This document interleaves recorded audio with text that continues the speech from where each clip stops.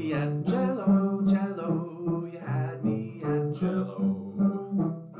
You had me at Cello. Oh, you had me at Cello. Hi, everybody. Look at the time. It's 5 o'clock on a Friday. That means it's time for another episode of Cello Chat.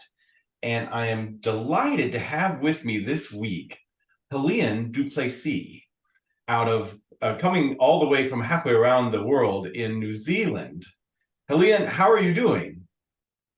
I'm fine, thank you. And I'm delighted to be on this program. I just recently discovered it and I just love what you're doing. Oh, well, thank you. It's sure been a lot of fun for me, and I know for my students as well. And I look forward to, I have a whole bunch of questions I'm very anxious to ask you. But let's start with, can you tell the viewer, how did you get started in cello in the first place, and what was your educational journey to where you are? Yes, it is a story close to my heart because it's basically a story of the journey of my life with the cello. And the cello literally brought me to many places and people. And I would say that it was part of my development of who I am. And so it started off in South Africa in a small town, Stellenbosch, close to Cape Town. And both my parents were musicians and pedagogues. And so my father was a violinist and my mum was an organist, but they also both taught piano and choir and orchestra. So I was like totally surrounded by music. My brother was a pianist and a violinist, and we both started with piano probably from a very young age, just mimicking the students and hearing what our parents say in lessons, so absorbing that and being part of rehearsals and sitting next to the organ when my mom practices, all those things we were like basically taught by absorption in that sense. And I realized that that is so wonderful, and I cannot imagine how much I learned from that, just hearing and seeing musicians that are excellent all the time. And also children learning. So I think my inspiration come from my parents. And so, but naturally, my father then thought that while he's a violinist, I should learn violin. So when I was 6, he said to me that let's start with a violin. And I said to him, but I don't want to play. I love you, but I don't want to play the violin. I want to play cello. And I knew I wanted to play cello because at the orchestra, I would always just watch the cellos. I would go to the cello sectional rehearsals, just follow them. My dad always looked for me, he will find you the cellos. So I just had this inclination that is, I want to play cello. And I also wanted to be a cello teacher. So I had all these ideas in my head from a very young age. And then my dad said, but as a 6-year-old, I don't think you literally know what you want. Let's do violin for 1 year. And if after that 1 year you still want to play cello, you can play cello. So I did violin for 1 year and I put it on my calendar. And after 1 year, I said, to the day, Dad, it's 1 year. I want to play cello. So he then said, okay, but, and I remember this even now recently when I traveled to Christchurch to play there and with Havoc with a cello on the aeroplane, things like that. He then warned me and said, look, you will have trouble traveling with this cello. You're going to carry it yourself. I'm not going to carry your cello. And are you prepared to that? And so I said, yes, I don't mind what I do. I want to play cello. So then I started to play the cello, and I had lessons first with a newly appointed lecturer at the Cape Town University, and his name was Julian Hart, and he was the youngest appointment ever as a string faculty. And we drove through from Stellenbosch to Cape Town every Thursday afternoon. It took about 45 minutes to get there. And as a British cellist, he was English speaking and I was Afrikaans speaking. So I had no understanding of English and he had no understanding of Afrikaans, but we had a perfect connection. And I loved his playing and his cello and everything about it. I loved my lessons. And I think my dad was probably kind of translating in between, but I can't even remember that happening much. But then when I was 10, he suddenly died. And I was shattered. I said I will never play cello again, and was very adamant about that. And then we went to his funeral, which was quite upsetting for me. It's the first time that I experienced somebody who dies close to me. And then after the funeral, his parents came to my dad and they said that because of reading his diary where he wrote about me, they decided to give his cello to me. And that is the cello that I still play on to this day. So I then started to play on his cello, which was way too big for me, and his bow. It's a very big, heavy bow. I don't know why. It looks almost like a double-bass bow, but I still play with it.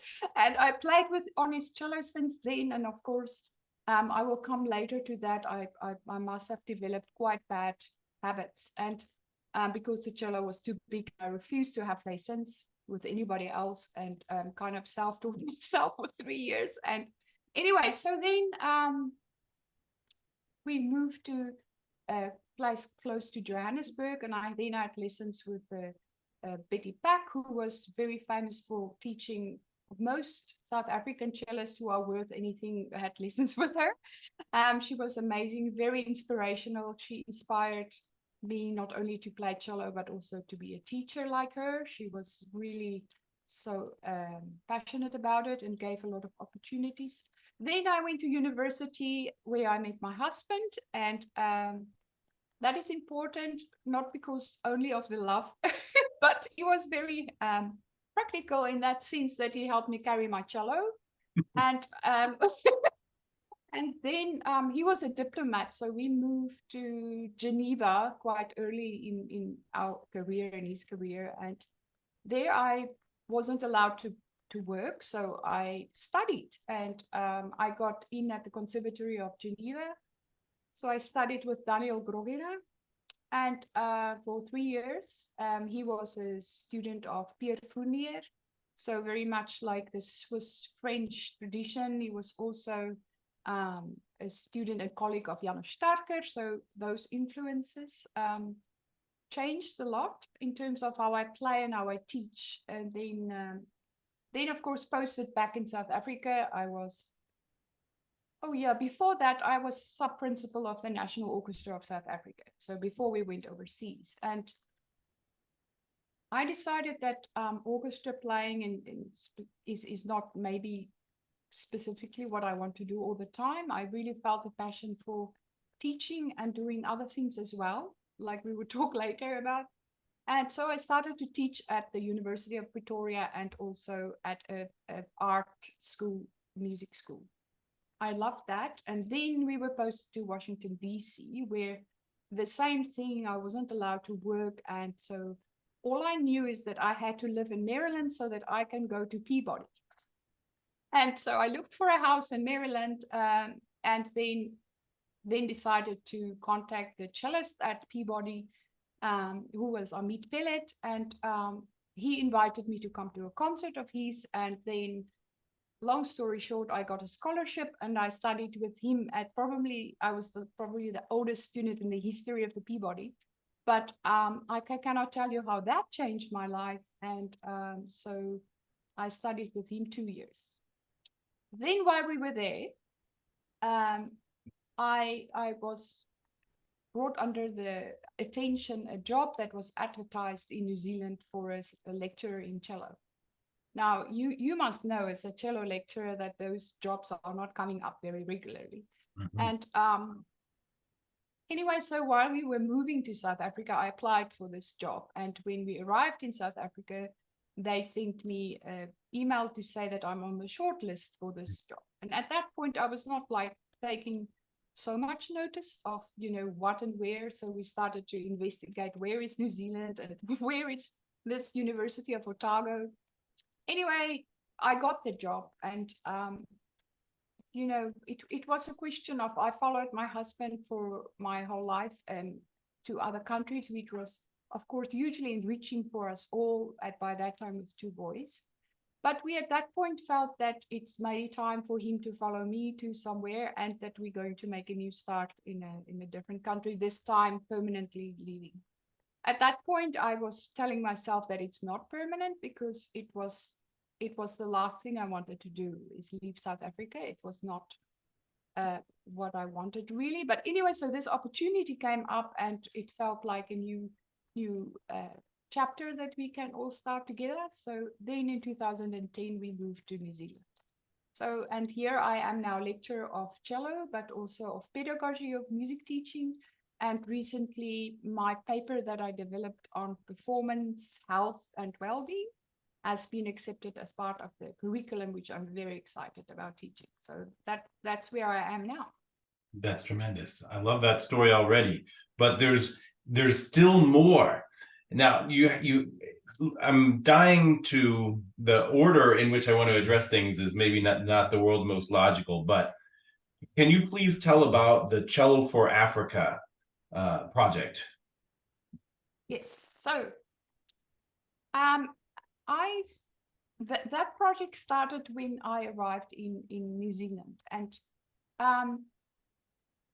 it was a research project for my research at the university. And at that stage, it was when I just left South Africa, and I had this desire to, through music, link to my roots. And of course, cello is a big part of that. And in our history, classical music and cello has been part of South Africa, which is part of Africa since the 1700s, when, 1650, the Dutch people came there. And in a way, my own cello had a journey from Europe to Africa, and then in Africa, getting intertwined with our surroundings and having the ability to take on the rich cultures that surround us there. I had that desire. And also, when you go away from a place and you're outside of your normal surroundings, that is the time when you start to wonder, who am I? And where am I from? And why am I? All those questions. And that is deeply related to where you are from, or your concept of home. So my research was around identity and place, music identity and place, and the role that it plays in that. And of course, that is a wide area of research, but it was a practical thing, because through my own project, I was basically trying to connect to my own roots and express my identity as a person from Africa. So I also wanted to engage with and have, as South Africans from a new establishment in South Africa, have the opportunity to make music together, because that was before not possible. And although this was already in 2013, I mean, we did have projects in the 80s already where we combined like non-white choirs with orchestra and so on. But the time when I did my project, it was quite a development on from there, where, for instance, a lot of the orchestra members were non-white, and the percussion players who played African instruments would be white or whatever. But the point was not to say who is white and who's black and who's other colors, because there's so many different ethnicities. Of course, in South Africa, it's not that simple. And it was not about that. It was about South Africans coming together to make music of South African origin. So I commissioned music by composers who are known for their work in African music, their knowledge about combining it with Western art music. And so the experience of working with those musicians. And one of the composers was Hans Hussen, who is a Baroque cellist and contemporary composer and conductor. So he wrote cello concerto for an African cellist. So that combined cello with orchestra and African instrument, and especially mbira, the hand piano that from Zimbabwe. And the third movement of the concerto is completely dedicated to the cello with mbira, and this Shona person from Zimbabwe, which is ethnicity from Zimbabwe, also singing. And in this song, he sings about a place of beauty and harmony where people come together. So, and that is a Shona song and his song that he contributed, and it was perfect theme for this project. And then what Hans did, so the whole concerto is a journey from starting with Western European and then ending in an African party.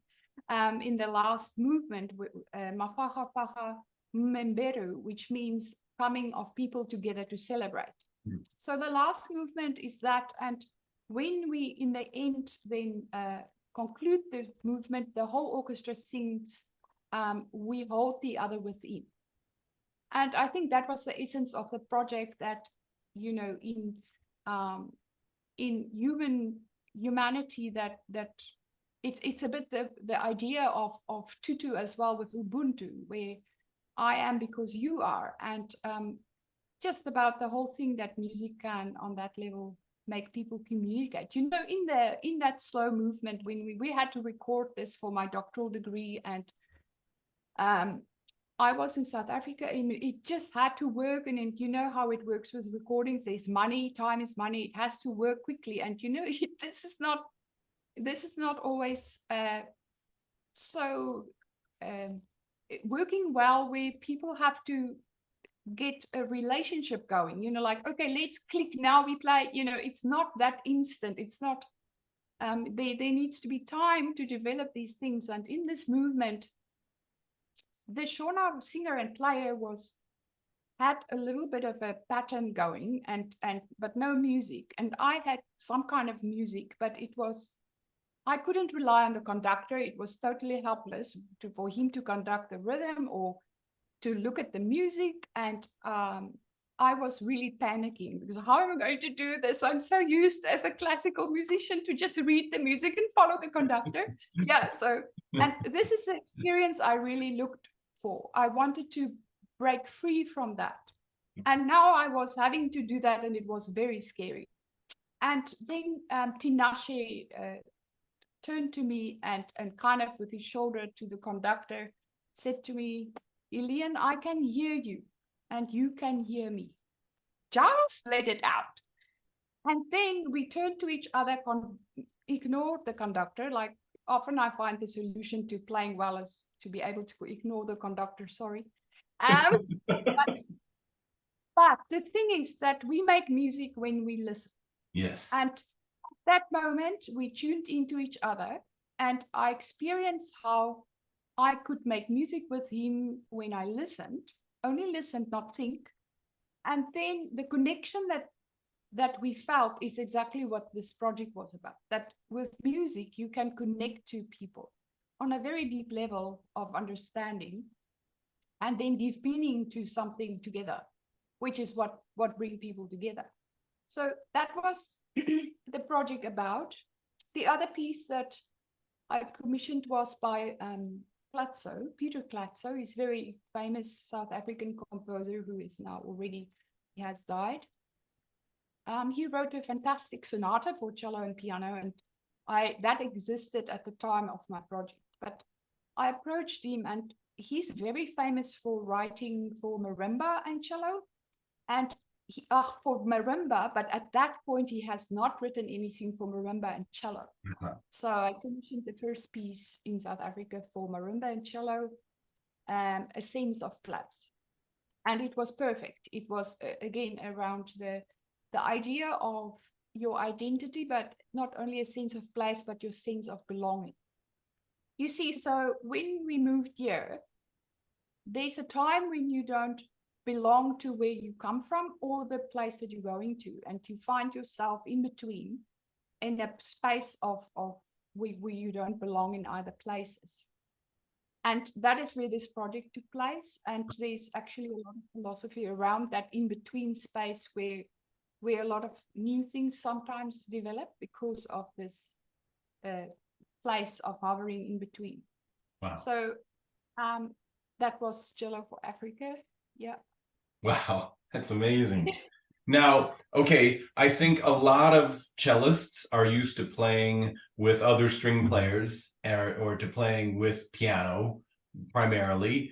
You know, I mean, obviously there are other instruments still going on in the orchestra, but you have played with a wide variety of instruments, and including in chamber music ensembles, you not just, you know, I think cello and piano and flute is one thing, but you have done also cello, piano, and saxophone. And when I listen to your recordings on your website or on YouTube, your sound strikes me as particularly clear and clean. And I'm wondering if that's a coincidence, or if, you know, just like being able to fit in with all these different types of instruments, that having a very precise approach to sound production, you know, that you can find the center of other people's sound and they can find yours very quickly. Am I onto something, or is it has that just always been your sound?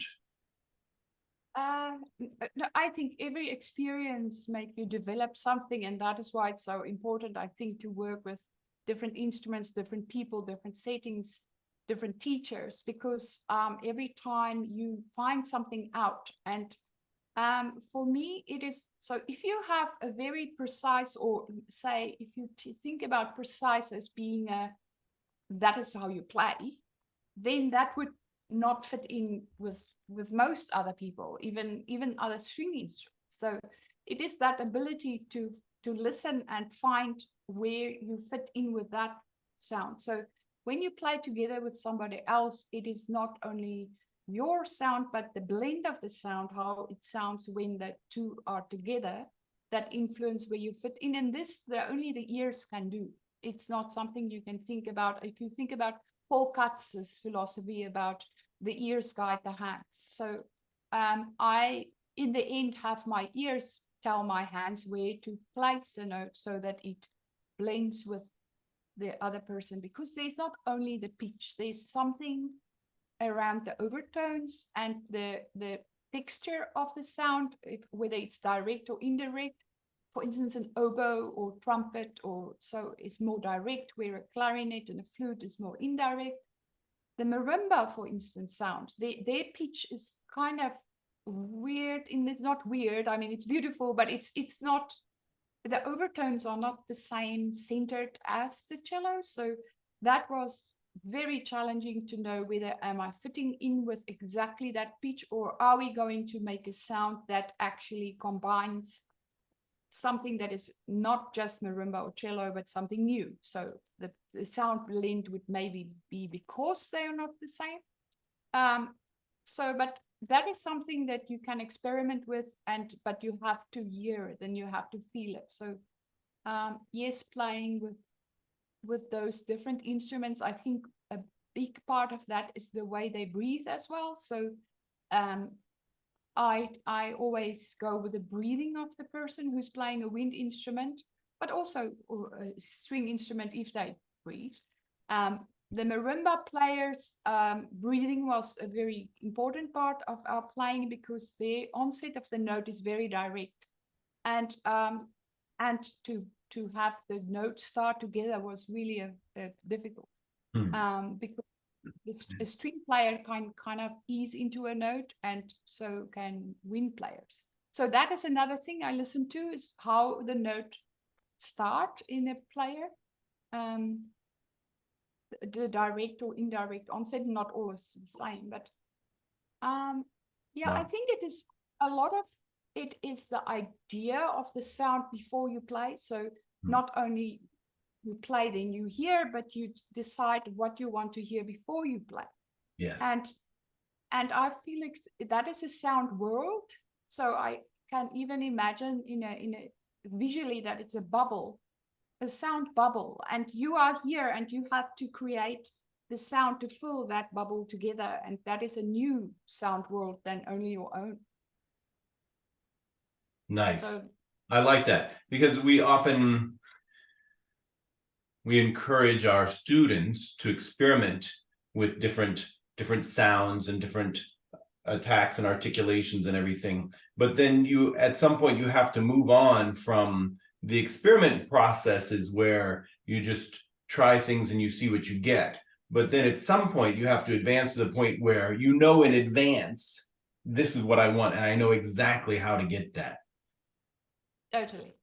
So that is where in terms of practicing, I find that experimentation is incredibly important. But from that experimentation, you learn a pattern, and you learn basically to navigate your instrument in a way that you know what will happen before it happens. And in that sense, you know, it was so interesting. We in Geneva, where I studied, there were these master classes every year at Evian, just across the lake from Geneva, where Rostropovich gave master classes. So I attended these regularly. And one thing that he said was that, you know, often when you perform, you don't really feel like it. You've just been on a long flight, you've been traveling with a cello, which is tiring, and you have eaten food on the airplane that was terrible, you are tired, you maybe just not feel like playing the Dvorak cello concerto again. If you can imagine that, because I mean, for me, that would always be amazing because I don't play it that often, but maybe if you played it 200 times, it's still like, okay. I don't know, but he said that in that moment when you walk on stage, you have to be able to, regardless of how you feel or whether you feel inspired or in the music or not, be able exactly what you do to create a certain sound. Yes. So it's a quite deliberate way of playing. So I say it's premeditated. So you know what to do, how to pull other people's strings, basically, how to play to make other people evoke a feeling in somebody else. And I have done this. I know if I do this and that, people are going to go like, oh, I didn't feel like it. I just did it. I know what to do with my vibrato and my bow speed and place and pressure to make people go like, oh, yes. It's a bit like, you know, you know what to do to create the feeling. And so you need to learn what is it with your equipment, which your body is the biggest part of. Yes. To make it sound. But then a big cello and a heavy bow. That's interesting. Surely you've gotten other bows as well. But you primarily play on the heavy one. Yes. Now I don't know. It could be because I'm used to that bow the most. So I know it so well to create what I want. So I feel frustrated with other bows, no matter how good they are, because I probably need to play on them for years and years before I can. I'm not sure about that, but also in general, I prefer heavier bows because I feel like they do their own job. Mm-hmm. You just have to rest your hand on top of the bow, and okay, you will apply more pressure and pronate and for certain things, but they basically boom lie on the string and they already have the weight, and you can control playing soft by the speed and place that you do. You don't have to lift it so it's basically gravity and bringing the weight down and not having to press or lift. But I think it's maybe also just what I'm used to. But as a young child, I started to have a lot of tension in my thumb and little finger to hold the bow, but that of course is not necessary. So I, in the end, realized that you don't have to hold the bow. The bow is lying on the string most of the time, and that you can hold your hand with your upper arm. So the upper arm is doing the most of the work, and therefore your forearm and your fingers on the bow can let go. Also, I always try to keep the tip up. So if you have a heavy bow, especially the tip, you know, trying to hold the bow in the air and you try to keep the tip up. So all that tension. And then realizing, but having the bow drop where the weight is on both sides, you can use that weight to make the sound instead of trying to balance the bow in terms of keeping it straight. So if it's like that or like that on the string, it would navigate the bow contact to the left and the right side of the string, and then it rotates the string more widely. So then that released a lot of tension in my thumb and other fingers on the bow to realize I don't have to keep the bow tip up. Nice. That makes an excellent segue to, I love an expression, well, several on your website, one of which is muscle awareness, teaching muscle awareness. And then when I read further about your research, please talk a bit about it and what SEMG means. Okay, so SEMG means surface electromyography. So that means it's a device that with sensors that you place on muscles, measures the activity of muscles, and it displays it in a graph on a like the biofeedback on a device like a computer or now an iPad or even your phone. So it let me tell me how I got there. So in 2010, when we came to New Zealand, the immigration was quite of a lot of stress. It's stressful to move and start a new job, but it's stressful to do that in a new country. And while I was here, I also had to prepare for a concerto to play in May in Cape Town, Schumann Cello Concerto. And so the other thing that happened, it's quite a shock from Pretoria to Dunedin in terms of the temperature. So I was like cold all the time. So all these things made me more stressed while practicing. And I started to have pain in my shoulder, at the back, in my shoulder blade, and also forearms. And of course, I can't stop because I have to play this concert. It's part of my confirmation. And keep going. Don't be, push through. And I kept practicing through the pain. And then when I was in Cape Town, while I was preparing and playing, I was in agony with my shoulder and my forearm.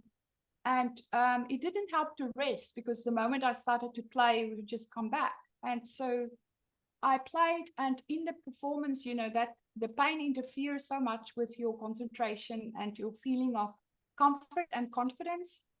So then I came back, and I was under the treatment of physiotherapists, of sports doctors, massage, needling, acupuncture. I went everywhere that you can imagine, and it got worse and worse. So I was religiously doing the exercises given to me, and I felt that it was making it worse. I was getting more pain, but I thought, like, no, I must try harder.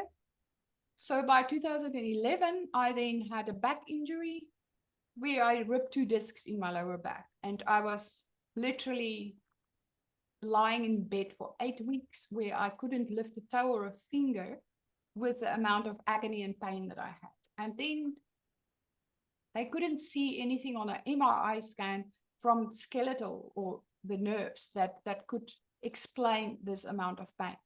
Then I again was under the treatment of all these traditional treatments, went everywhere, and for 3.5 years. And part of that Cello for Africa project, when I was in South Africa, I was in agony, because then I developed, apart from the back pain and shoulder pain, I started to have pain down my arms, shooting pains down my arms, nerve pain, and pins and needles in my fingers. And sometimes they would just like go in a spasm. And so when I lifted my elbows, that was like sharp pain in my lower back, but also shooting down my arm. So I was, during that recordings, in agony. And actually just before the last movement recording, I couldn't play anymore. And I was taken to the sports doctor of the Olympic athletic team of South Africa at that university.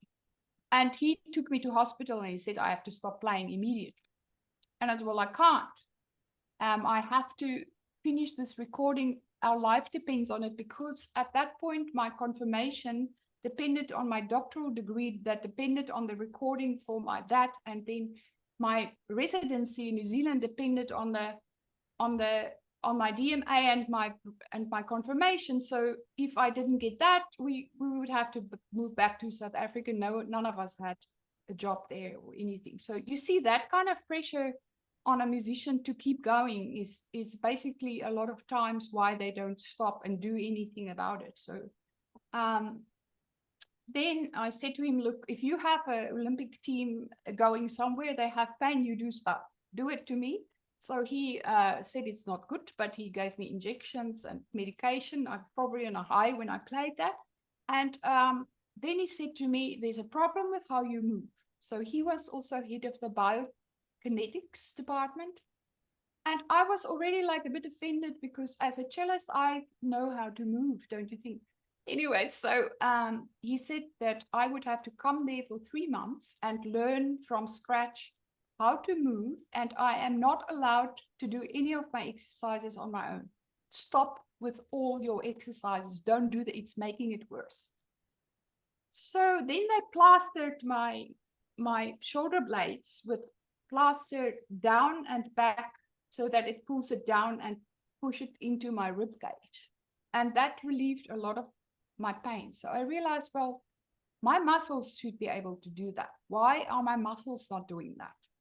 So when I came back to New Zealand, I then already heard about this person called Rowan Ellis, and he's at Body Synergy Gym, and he's treating people for rehabilitation with EMG, so the surface electromyography, which is giving this feedback of what the muscles are doing. Because the whole thing is that it's possible to do the right movements with the wrong muscles. And the reason why you do the right movements with the wrong muscles is because there's something wrong with how your mind connects to these muscles. And we call this awareness, but there's actually a physical neurological functioning of the brain that needs through a wire connect to the muscle and send messages to it as well as receiving messages from it.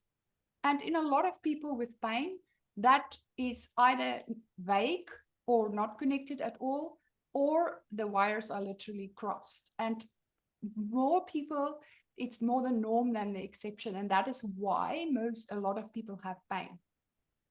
So with electromyography, we first of all strengthen the mind-muscle connection.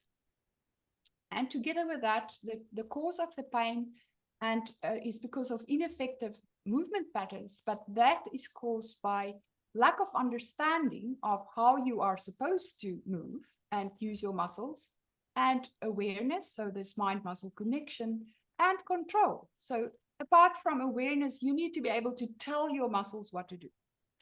So immediately when he put the sensors on my trapezius muscles, neck muscles, it was completely contracted. So on the EMG biofeedback, when your muscle is relaxed, it is a flat line. When it's contracted, it goes up in amplitude. So the feedback is wider and denser. My feedback for my trapezius muscles looked like someone who's lifting 250-kilogram weights and standing like that. And I was thinking I was relaxed. So, at that moment, he said to me, there is your pain. I can see your pain. And that was the most incredible feeling for at last have somebody acknowledge that I do have pain and where it's coming from. So at that moment, it was like, okay, now we know what is the problem, where is the problem, and how to deal with it. Then all the exercises that he gave me, I was doing with the EMG to see that I actually use the muscles that I'm supposed to, in which extent, and train my mind to get rid of the tension, because the tension of the muscle is decided by your mind. So no amount of massage, needling, and pulling and pushing and shoving will change it unless the mind decides, okay, I can now stop contracting that muscle. And it needs to learn that by contracting the opposite muscles, strengthening opposite muscles. And so apart from the overactive trapezius muscles, we then realized I had no connection to the muscles that would keep my torso up and my shoulder blades down, which are the lats.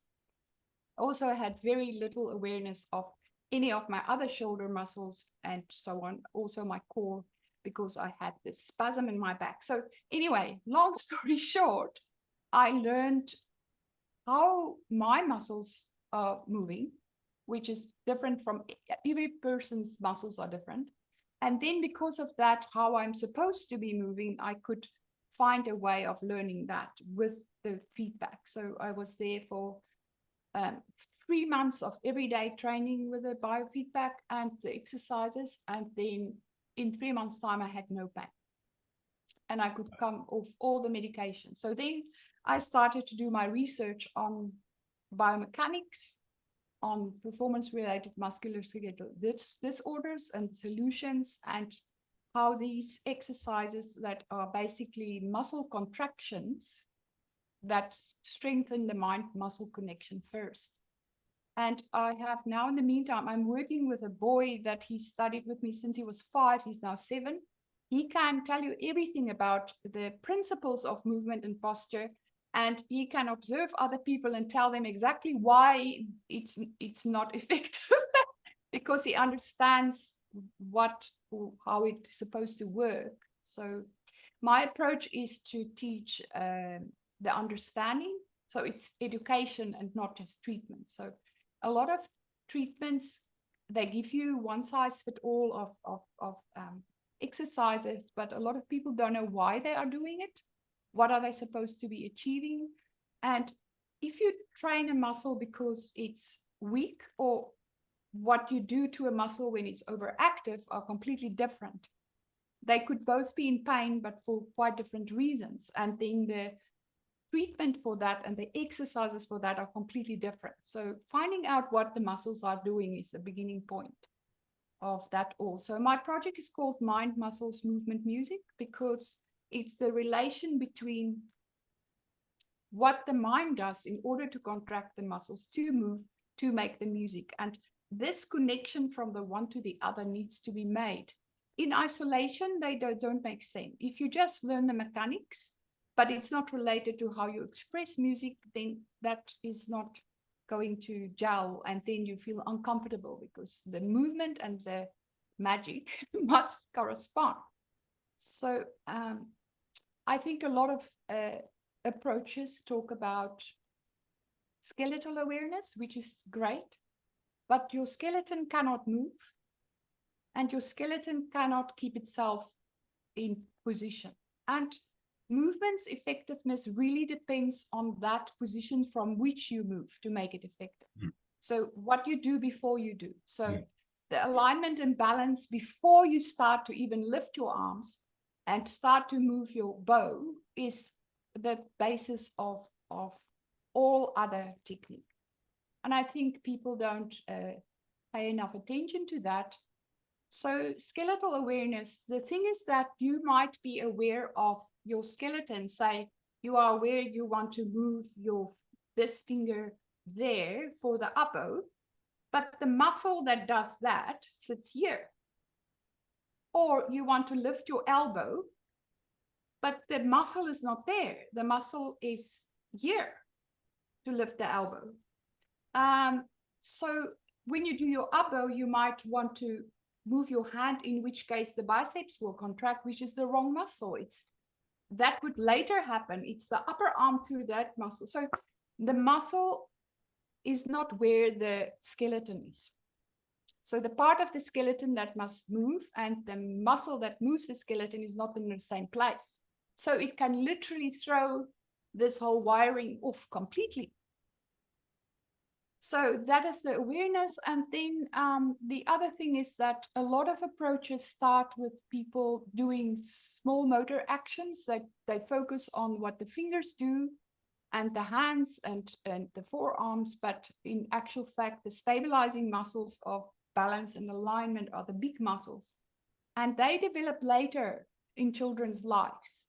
And then they have already learned ineffective movement patterns because they have to compensate for the lack of that awareness and control. And I would say, having played on a too big cello at 10 is probably more of the problem. I mean, apart from that, I did the exercises with the wrong muscles without knowing. Those habits that you learn from a young age and not learning to use the bigger muscles first and stabilizing muscles, primary muscles, carrying the secondary muscles, and so that the small muscles can actually just do their small job and not take over the big jobs. That is what is causing the injury. And so I feel like there's a lot to do in terms of training teachers, especially as well, in terms of how to teach.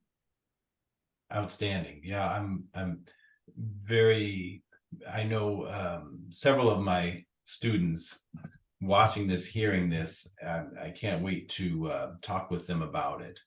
And I think from my own experience, I remember the lessons I had with George Nykrug, who was a Konstantin Dunas disciple, and some of the lessons where he'd just come over and he'd touch the back of your arm here, and he'd touch over here, he'd go and push against me, now push against me, now do it, you know, and you just kind of become aware of, oh wow, I had no idea. But you know, to go that way at all is to keep you from going this way with those same muscles, and it would just be amazingly eye-opening. So That's you cannot use muscles unless your brain can capture them. If you don't, your brain is not aware of them, then you won't use it. And it will keep using the muscles that it's used to because it's just the default, it's just the most clear pathway. So it's like, you know, I often say when you go somewhere and you take the wrong route, that wrong route becomes so familiar that it seems like the right way. So every time you go like, is this the right way? It does have to be this way because that is the most familiar, but you've been taking it the wrong way so often that sounds or feels like the right way. So that is what happens with these. And so you just have to, instead of relaxing is a very ambitious, almost impossible task for most people. And it's not about that. It's learning muscle independence. Because if you relax, you will drop to the floor and in a bundle of bones. So it's relax one muscle, you lengthen them or reduce the tension in them by contracting other muscles. So what do you do instead? wow. Wow, that is exciting line of research, and more power to you. That's, I'm gonna keep my eye on that. Wow. Yeah, I think I will ask your advice in terms of getting it out. I sit with so much on my laptop here, and it just, you know, I have difficulty getting myself to finish a book or finish a course or an online thing. So I think I'll ask your advice in that area of the Yeah, I'd be happy to. next step. All right. Well, so in addition to this research, what are some of the other projects and performances yet in store in 2024? So I have this group called Cellist of Otago, and it is a community ensemble of cellos like we have everywhere. Every cellist that is worth their while have a cello ensemble, isn't it? Do you have a cello ensemble? Yes, yeah, it's a lot of fun. Something like we do. That is just how we do it. And it is a combination of university students, but I would say it's not only for that, it is definitely for community cellists. So we have from the community teachers and amateur players, and then the Dunedin Symphony Orchestra cellists. Then we've got the Dunedin Youth Orchestra, who have school-going and university students. And last year we included all the children. So we had 60 cellists on stage from age 6 to 76, and called Cello Extravaganza, and they loved it a lot. And I mean, then there's the expectation that we would do something like that again because it was just so amazing and so worthwhile. But this year I thought with Cellists of Otago, I always want to also try innovative combinations, and I have works composed and arranged specifically for that group that I have. So we have had Cellists of Otago and guitar, and of course soprano and saxophone, flute, and so on. And also we had with a pop band with guitars and drums, and we had Latin American and things like that. So this year I thought I wanted to do something that relates to this research I have about people and well-being.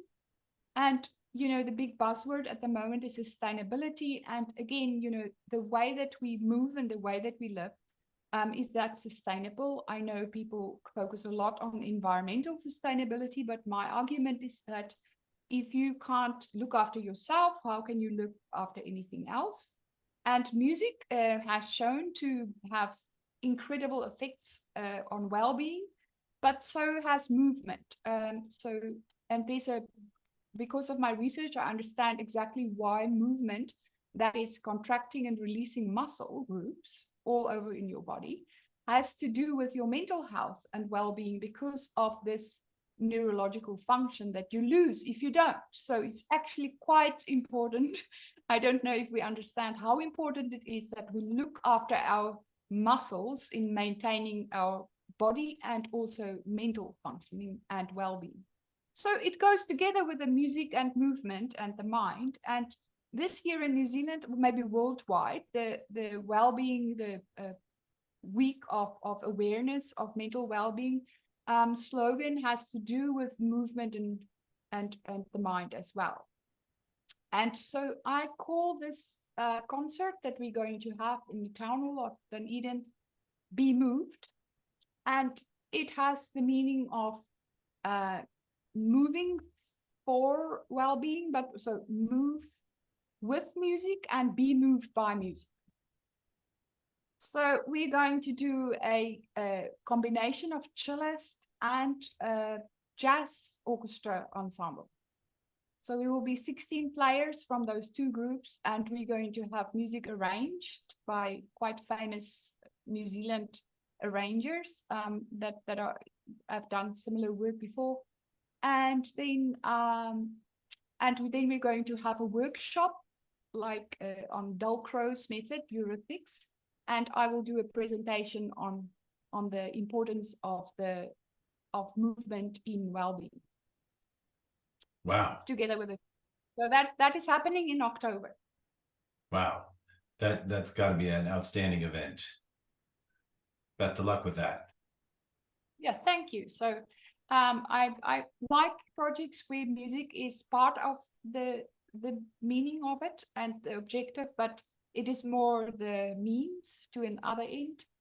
So I believe a lot that music has a purpose of being beautiful and enjoyed as it is, but also as achieving other objectives. So I feel like having a purpose like that is really meaningful. Outstanding. I can't think of anything more inspiring to our viewers to practice all weekend, thinking about all these things, and then all of the following week until we meet again this same time next Friday. Thanks again, Heleen. This has been fascinating, fascinating. Thank you for asking me. My pleasure. Okay, take care, everybody. Bye-bye. You had me at Cello, Cello. You had me at Cello. You had me at Cello.